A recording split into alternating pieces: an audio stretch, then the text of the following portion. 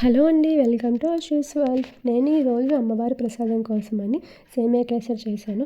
ఇది చాలా ఈజీగా, చాలా తక్కువ టైంలో చేసుకునే రెసిపీ. అందరూ ఈజీగా చేసుకోవచ్చు. ఇప్పుడు ఎలా చేసుకోవాలో చూద్దాం. ముందుగా దీనికోసం ఒక కప్పు పంచదార, నచ్చిన డ్రై ఫ్రూట్స్, నెయ్యి, యాలకుల పొడి, ఒక కప్పు సేమియా తీసుకోండి. ముందుగా గిన్నె పెట్టుకుని ఒక స్పూన్ నెయ్యి వేసి దానిలో డ్రై ఫ్రూట్స్ అన్నీ ఫ్రై చేయండి. నేను అన్ని డ్రై ఫ్రూట్స్ ఒకసారి ఫ్రై చేశాను.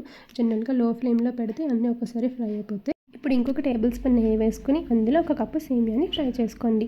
దీన్ని లో టు మీడియం ఫ్లేమ్లో పెట్టుకుని ఫ్రై చేస్తే మీకు బాగా రోస్ట్ అవుతాయి. కొంచెం గోల్డెన్ బ్రౌన్ కలర్ వచ్చిన తర్వాత తీసేసి మళ్ళీ వేరే ప్లేట్లో పక్కన పెట్టుకోండి. ఇప్పుడు ఒక కప్పు సేమియాకి 2 కప్పుల వాటర్ వేసి బాగా మరిగించుకోండి. వాటర్ బాగా మరిగిన తర్వాత వాటర్లో మనం ఫ్రై చేసుకున్న సేమియాని వేసి ఒకసారి కలుపుకొని మూత పెట్టండి.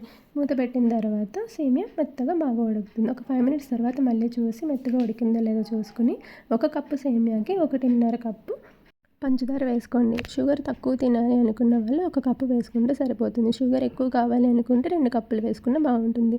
నాకు టేస్ట్ కోసం 2 టేబుల్ స్పూన్ నెయ్యి వేసుకుని మళ్ళీ బాగా కలిపాను. లేదంటే మీరు స్కిప్ చేయొచ్చు.